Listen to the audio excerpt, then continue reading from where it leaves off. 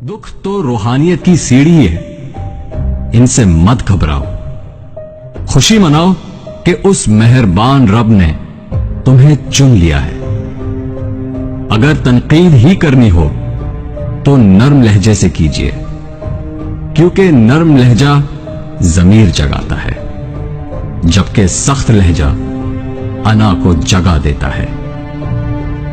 दूसरों को अपने बारे में सफाइयां देकर अपना वक्त जाया ना कीजिए। लोग उतना ही समझते हैं जितनी उनकी औकात होती है। किसी को इतना मजबूर नहीं करना चाहिए कि वो अपनी खामोशी तोड़कर लफ्जों से तुम्हारी धज्जियां उड़ा दे। जब कोई दिल दुखाता है तो मैं चुप रहना पसंद करता हूं। शायद मेरे जवाब से बेहतर वक्त का जवाब होगा।